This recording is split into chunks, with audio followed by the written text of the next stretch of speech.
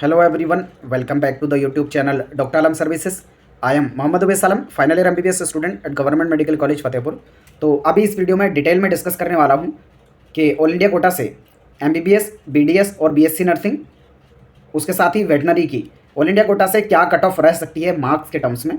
और ये वीडियो सभी स्टूडेंट का रिव्यू लेने के बाद, पेपर को खुद से एनालाइज करने के बाद, टीचर्स का रिव्यू लेने के बाद तब मैं वीडियो बना रहा हूँ। कल ऑलरेडी जैसे ही नीट का एग्जाम हुआ था मैंने वीडियो बना दी थी, जिसमें मैंने आपको ये बताया था कि एक्चुअल में कैसे कट ऑफ बढ़ती या घटती है, वो मैंने प्रोसेस बताया था। और ऑल इंडिया रैंक के टर्म्स में मैंने कट ऑफ भी बता दी थी और पिछले सालों में क्या कट ऑफ रही है वो बता दी थी। लेकिन इस साल की कट ऑफ मैंने जल्दी से इसलिए नहीं बताई थी कि जल्दी में आके अगर मैं कुछ लोगों से ही सिर्फ रिव्यू लेकर बना दूं तो उसमें डिस्पैरिटी होने के बहुत ज़्यादा चांस हैं, क्योंकि हो सकता है जिन बच्चों के कॉन्टैक्ट में मैं आऊँ, अगर कम बच्चों से रिव्यू लूँगा तो हो सकता है उनका पेपर अच्छा हुआ है तो उनको लगे कि पेपर बहुत ज़्यादा ईजी है, या हो सकता है उनका पेपर बहुत ज़्यादा खराब हो तो उनको लगे कि पेपर बहुत ज़्यादा टफ था। तो इसलिए मेजॉरिटी स्टूडेंट से मैंने हर जगह पर पोल कराया, टेलीग्राम ग्रुप पर भी जहाँ पर लगभग 3000 बच्चे हमारे साथ जुड़े हुए हैं, व्हाट्सएप ग्रुप पर भी जहाँ 1000 से ज़्यादा बच्चे जो है हमारे ग्रुप में हैं, और उसके साथ ही पर्सनली जो स्टूडेंट हमारे पेड काउंसलिंग ऑलरेडी ज्वाइंट हैं उनसे कॉल करके मैंने हर एक से रिव्यू लिया कि कैसा पेपर उनको लगा। ओवरऑल पिछले साल के कंपैरिजन भी किया उनका, और उसके साथ ही 2024 के साथ कंपैरिजन भी किया पेपर का, और खुद से पेपर को देखा मैंने। तब मैंने सारी चीज़ों को देखने के बाद यहाँ पे कट ऑफ बताने वाला हूँ। अब मैं सबसे पहले आपको ये क्लियर कर दूँ कि जो कट ऑफ है इसमें वेरिएबिलिटी क्यों आ रही है। मतलब बहुत सारे चैनल वाले, बहुत सारे यूट्यूबर्स डायरेक्टली इस बेस पे आकर कह दे रहे हैं कि पिछले साल के कंपैरिजन में पेपर इजी है और 2024 की तरह है, और डायरेक्टली कह दे रहे हैं कि कट ऑफ 2024 वाली जाएगी, जो कि बिल्कुल सरासर गलत है। और मैं उसके रीजंस भी आपके सामने रखूँगा, पॉइंट्स आप बताना उसके साथ आप एग्री करते हैं या नहीं करते हैं। देखो, ये सब्जेक्टिव चीज़ होती है, मार्क्स की वाली कट ऑफ आना। हर एक आदमी अपना खुद का एजम्पशन लगाता है, वो सही भी हो सकता है, गलत भी हो सकता है। यूट्यूब पर जितने भी काउंसलर हैं, जितने भी टीचर्स हैं, वो सब एक अलग कट ऑफ अपनी बताएंगे जो उनको लगती है। उसी तरीके से हर एक स्टूडेंट भी अपने बेस पे बता सकता है, क्योंकि सारी चीज़ें हमने आपको बता रखी हैं। इस वीडियो में मैं आपको बताऊंगा कि कैसे कट ऑफ बढ़ती या घटती है। उन सारे पैरामीटर्स को आप खुद से जोड़ के बता सकते हैं कि क्या कट ऑफ रहेगी। तो आप सबसे एक रिक्वेस्ट है कि आपको क्या लगता है पेपर के देखने के बाद कि कट ऑफ कहाँ तक जा सकती है, गवर्नमेंट एमबीबीएस वाली, जनरल ईडब्ल्यूएस वाली, वो आप एक बार कमेंट में बताना। और आपका स्कोर कितना आ रहा है, क्योंकि इससे ये भी पता चलेगा कि ज़्यादातर बच्चे किस स्कोर वाले हैं। हो सकता है कुछ बच्चे ही सिर्फ ऊपर को टॉप की रेंज पर पहुंच पाए हो, बाकी मिडिल वाली रेंज में, क्योंकि एक्चुअल जो आपका अलॉटमेंट है वो ऑल इंडिया रैंक के बेस पर होता है, जो आपका रिजल्ट आने के बाद ही पता चलती है। तो अभी जो भी काउंसलर कट ऑफ बता रहा है ऑल इंडिया रैंक के हिसाब से वो 100% करेक्ट होगी, उसमें कोई वेरिएबिलिटी नहीं है, लेकिन मार्क्स के हिसाब से बिल्कुल वेरिएबिलिटी हो सकती है। अब मैं जो कट ऑफ बता रहा हूँ, तो मैं जो है पेपर को तो ये मान रहा हूँ कि मान लो 2024 से थोड़ा सा टफ था, मतलब टफनेस के लेवल में नहीं, लेकिन जो बायो वाला पोर्शन था वो थोड़ा लेंदी था अकॉर्डिंग टू मी। बाकी आपका क्या रिव्यू है वो भी बता सकते हैं। काफ़ी लोग स्टूडेंट ऐसे भी थे जो फिजिक्स में कुछ क्वेश्चन छोड़ भी आए लेंदी होने की वजह से। देखो, अगर एक तरफ लेंदी होता है तो दूसरी तरफ आपको उसको कंप्रोमाइज़ करना पड़ता है, और ओवरऑल जो है कट ऑफ उसकी वजह से डिक्रीज होती है। ठीक है, तो पहली चीज़ जो मैं कट ऑफ को यहाँ पर कट ऑफ के निकालने के लिए रख रहा हूँ, पहली तो यह है कि disparity in the number of candidate. 2024 के अंदर लगभग 24 लाख बच्चों ने जो है रजिस्ट्रेशन किया था, और इस बार जो है 23 लाख से कम 22,79,000 बच्चों ने जो है रजिस्ट्रेशन किया है। तो 1 लाख से ज़्यादा का फ़र्क तो यहीं पर है। तो 2024 के कंपैरिजन में तो आप कट ऑफ वैसे ही नहीं रख सकते, पहला पॉइंट।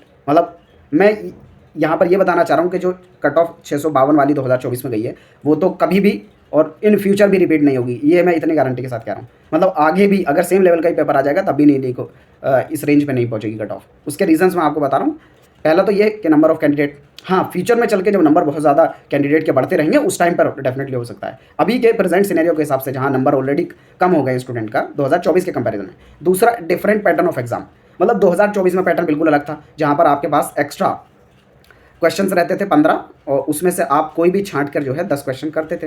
एक्स्ट्रा 15 मिनट का टाइम भी आपके पास रहता था, और यहाँ पर क्या है, टोटल आपके पास 3 घंटे हैं।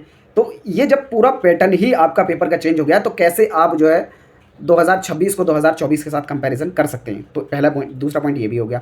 तीसरा, देखो 2024 के अंदर पेपर लीक के मामले आए थे और काफ़ी सारे कोर्ट के अंदर भी चले थे लास्ट डे पर, मतलब कई महीने लेट तक भी सुप्रीम कोर्ट में हियरिंग चली थी, और मैंने खुद उसको जो है हियरिंग को देखा था। जो लोग ड्रॉपर है उन्होंने देखा होगा, लास्ट मिनट तक कोर्ट ये कहता रहा था कि हाँ डील हुई है, एनटीए की तरफ से लीकेज हुई है, लेकिन एट द एंड लास्ट में डिसीजन जो है स्टूडेंट के हित में नहीं आया था। वो इस वजह से नहीं आया था कि जो ऑलरेडी लेट हो चुके हैं ये लोग, मतलब अगर दोबारा से नीट कराया जाएगा तो स्टूडेंट जो है बहुत ज़्यादा लेट हो जाएंगे नेक्स्ट बैच के लिए। इस बेसिस को रखते हुए इन्होंने जो है पेपर को दोबारा कंडक्ट नहीं कराया था, अदरवाइज रियलिटी के हिसाब से दोबारा होना ही चाहिए था, कोर्ट ने भी इसको माना था। और जो अगली चीज़ वो है ये है कि अगर पेपर के लेवल को लगभग बराबर भी मानेंगे आप, तो 2026 वाला जो पेपर है वो मेरे हिसाब से थोड़ा लेंदी है। बाकी आप लोगों का अपना क्या विचार है इन सब के बारे में वो बता सकते हैं। 2025 को जो है बिल्कुल भी कंपैरिजन के लिए हम यहाँ पर नहीं रखेंगे, क्योंकि उस टाइम पे पेपर बहुत ज़्यादा टफ था और स्टूडेंट उसके लिए रेडी भी नहीं थे। इस बार तो टफ के लिए रेडी भी थे, लेकिन टफ आया नहीं, तो एनटीए जो है ऐसे छोटे मोटे मजाक करता रहता है। तो सबसे पहले तो मैं यहाँ पर जो है कट ऑफ के बारे में बात करूँगा। उससे पहले जो नॉर्मल प्रोसेस होता है कट ऑफ निकालने का वो मैं आपको बता देता हूँ। पिछली वीडियो में बताया था, इसलिए मैं थोड़ा इसको फास्ट करूँगा। पहला तो ये कि नंबर ऑफ कैंडिडेट डिसाइड करते हैं। अगर बच्चे बढ़ जाते हैं तो कट ऑफ बढ़ने के चांसेस रहते हैं, लेकिन इस बार 2024 के कंपैरिजन में नंबर ऑफ स्टूडेंट डिक्रीज हुए हैं, तो ये पैरामीटर तो नहीं कह रहा कि कट ऑफ बढ़ेगी, ये तो कह रहा है कि कट ऑफ डिक्रीज होगी। दूसरा जो पैरामीटर है वो है पेपर का लेवल। तो इस बार का पेपर का लेवल अगर आप फिजिक्स को देखेंगे तो लगभग मॉडरेट रही है, chemistry easy to moderate, biology easy to moderate, इस वजह से क्योंकि पेपर लेंथी रहा है। तो ओवरऑल 2024 के कंपैरिजन में काफ़ी इजी रहा है और 2025 के कंपैरिजन में इजी रहा है। 2024 के कंपैरिजन में थोड़ा सा लेंथी या फिर आप इजी टू मॉडरेट की तरफ कह सकते हैं कि पूरा पेपर 24 के कंपैरिजन में थोड़ा सा टफ है, ठीक है। और अगली चीज़ जो कट ऑफ को डिसाइड करती है वो है नंबर ऑफ सीट्स एमबीबीएस की। और ये मैं पहले भी बताया था, हर साल आने वाले ईयर में एमबीबीएस की सीट जो है बढ़ती रहती हैं दो तरीके से, या तो नए कॉलेज खुलते हैं या फिर पुराने कॉलेजेस में सीट्स को बढ़ा दिया जाता है। इस बेस पर हर साल सीट बढ़ती है। इस बार उम्मीद है 3 से 4 हज़ार जो है सीट टोटल बढ़ेंगी, तो लास्ट में 11,800 तक सीट पहुँच सकती हैं। इसी की बेस पर मैंने कहा था। तो ये पैरामीटर भी जिसमें आपकी सीट बढ़ रही है ये भी कह रहा है कि कट ऑफ डिक्रीज होगी, ठीक है। कट ऑफ को इंक्रीज करने वाला पैरामीटर कौन सा है? कट ऑफ को इंक्रीज करने वाला पैरामीटर है वो है आपका पेपर का इजीनेस। ये जो आपका पेपर इजी है 2024-25 के कंपैरिजन में, इसकी वजह से पेपर जो है टफ रहेगा। एग्जैक्ट जो कट ऑफ है वो बताऊंगा। अभी पहले बताता हूँ आपको जो क्वालिफाइंग कट ऑफ है 2026 के लिए वो क्या एक्सपेक्टेड रह सकती है, और इसमें बहुत ज़्यादा वेरिएबिलिटी नहीं आएगी पिछले ट्रेंड के हिसाब से मैं जो यहाँ पर आपको बता रहा हूँ। इस साल 2026 में ओपन कैटेगरी में 130 से 160 नंबर अगर आपके हैं तो आप मान सकते हैं कि आप जो है एलिजिबल हैं काउंसलिंग करने के लिए, स्पेशली प्राइवेट वाले, क्योंकि गवर्नमेंट तो इस नंबर में मिलेगा नहीं, तो प्राइवेट वाले ही इसको देखेंगे। तो अगर 160 से ज़्यादा है तो बिल्कुल 100% आप अपने आप को श्योर मान सकते हैं, लेकिन 130 से 160 वाले भी अपने आप को रेंज में रखें। जब रिजल्ट आएगा तभी फाइनल हो पाएगा। ईडब्ल्यूएस में भी 130 से 160, ओबीसी, एससी और एसटी में 110 से लेकर 125 के बीच में रह सकती है। 125 से ज़्यादा तो अपने आप को आप सेफ मानेंगे, और अगर 110 से 125 के बीच में है तो आप इक्विवेलेंट है, मतलब आपको देखना होगा फाइनल रिजल्ट के बाद कहाँ कट ऑफ रहती है। बात करते हैं एमबीबीएस 2026 की कट ऑफ के बारे में।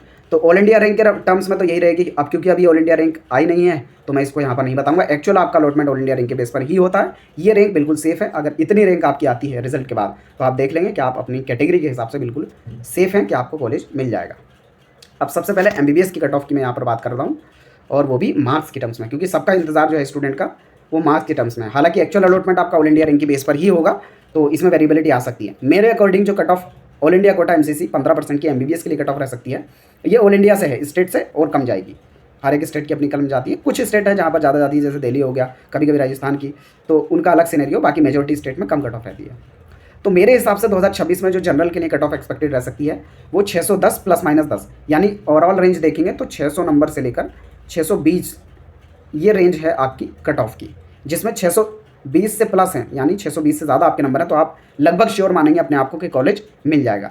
और 600 से 620 वाले हैं तो आप इक्विवेलेंट हैं, यानी आपको फाइनल रिजल्ट के बाद ही देखना होगा कि कॉलेज डेफिनेट मिल पाएगा या नहीं मिल पाएगा, क्योंकि एक्चुअल अलॉटमेंट आपका ऑल इंडिया रैंक के बाद ही, ऑल इंडिया रैंक के बेस पर ही होता है। ईडब्ल्यूएस में भी 610 से ±10, यानी 600 से लेकर 620 के बीच में कट ऑफ रह सकती है।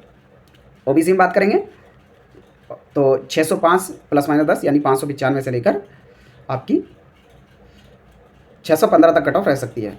फिर जो अगली कट ऑफ आती है वो एससी कैटेगरी में, तो जो एक्सपेक्टेड कट ऑफ रह सकती है यहाँ पर 530 ±10 कट ऑफ जो है एक्सपेक्टेड रह सकती है। बात करते हैं आपकी एसटी कैटेगरी में, तो 520 ±10 जो है आपकी कट ऑफ यहाँ पर रह सकती है एमबीबीएस के लिए। तो इस रेंज में अगर आपकी कट ऑफ है तो जो हायर लिमिट मैंने बताई है, फॉर एग्जांपल जनरल ईडब्ल्यूएस में आपकी अगर 620 से ज़्यादा हैं, 620 प्लस है, तो अपने आप को बिल्कुल सेफ मानेंगे लगभग। और अदर कैटेगरी जैसे एसटी में अगर आपके अपर लिमिट इसकी क्या बनेगी 540, तो 540 प्लस है तो आप बिल्कुल सेफ मानेंगे। तो इसी तरीके से अपनी कैटेगरी के हिसाब से देख लेना एमबीबीएस की। अब बताता हूँ बीडीएस की। तो बीडीएस की जो रह सकती है एक्सपेक्टेड अलग अलग कैटेगरी में, तो जनरल में 580 ±10, यानी 570 से लेकर 590 के बीच तक जो है कट ऑफ बीडीएस की रह सकती है। जनरल कैटेगरी में ईडब्ल्यूएस में 575 ±10, यानी 565 से 585 तक रह सकती है। ओबीसी में 570 से 590 के बीच में, यानी 580 ±10। और एससी कैटेगरी में 562 ±10, और एसटी कैटेगरी में 400 ±10 के आसपास कट ऑफ रह सकती है बीडीएस की। वेटनरी की बात करेंगे ऑल इंडिया कोटा से, तो इसकी भी डिमांड जो है आजकल काफ़ी बढ़ रही है। तो यहाँ पर BAMS, BHMS और BMS को मैं डिस्कस नहीं करूँगा, सिर्फ ऑल इंडिया कोटा से MBBS, BDS, वेटनरी और BSc नर्सिंग की कट ऑफ बता रहा हूँ। बाकी जो लोग चाहते हैं कि BAMS, BHMS और BMS पर भी वीडियो बनाई जाए तो नीचे कमेंट में बता देना। जितने ज़्यादा लोगों की क्वेरी आएगी मैं उस पर इतनी जल्दी वीडियो बनाऊंगा और रेगुलरली आपको वीडियो मिलती रहेंगी। ऑल इंडिया कोटा की भी बनाऊंगा, स्टेट कोटा की बनाऊंगा, हर एक अलग अलग स्टेट की MBBS और BDS की क्या कट ऑफ पहले रहती थी, इस बार क्या एक्सपेक्टेड है, एडमिशन प्रोसेस क्या होता है, ये सारी वीडियोस भी आपको रेगुलरली इसी चैनल पर मिलती रहेंगी। आपको सिर्फ चैनल के साथ जुड़ जाना है, ठीक है। तो जनरल में आपकी जो है 570 प्लस माइनस 10 के आसपास रह सकती है और ये है वेटनरी की ऑल इंडिया कोटा से कट ऑफ। OBC में बात करेंगे तो 550 प्लस माइनस 10 यानी 540 से 560 के बीच में रह सकती है। EWS में 570 प्लस माइनस 10, SC में 555 प्लस माइनस 10 और ST में 420 प्लस माइनस 10, ठीक है। अगली बात करते हैं BSc नर्सिंग की। तो BSc नर्सिंग में जो एक्सपेक्टेड कट ऑफ आपकी रह सकती है वो है जनरल कैटेगरी में 540 प्लस माइनस 10, OBC कैटेगरी में 535 प्लस माइनस 10, EWS में 535 प्लस माइनस 10, SC में 420 प्लस माइनस 10 और ST कैटेगरी में 410 प्लस माइनस 10। ये all India quota BSc nursing की कट ऑफ में ओवरऑल बता रहा हूँ। इसके बेस पर जो है आप अंदाज़ा लगा सकते हैं। आप कमेंट में बताना आपका स्कोर कितना है, बाकी किस टॉपिक पे आप वीडियो चाहते हैं नीचे कमेंट बॉक्स में बताना। रेगुलरली आपको वीडियो इस चैनल पे मिलती रहेंगी, हर एक काउंसलिंग से रिलेटेड, हर एक स्टेट की कट ऑफ से रिलेटेड। तो चैनल के साथ जुड़ जाएं, अपने फ्रेंड्स में जरूर शेयर करें। कोई क्वेरी हो, डाउट हो नीचे कमेंट बॉक्स में बता सकते हैं। मिलते हैं नेक्स्ट वीडियो में, तब तक के लिए थैंक यू।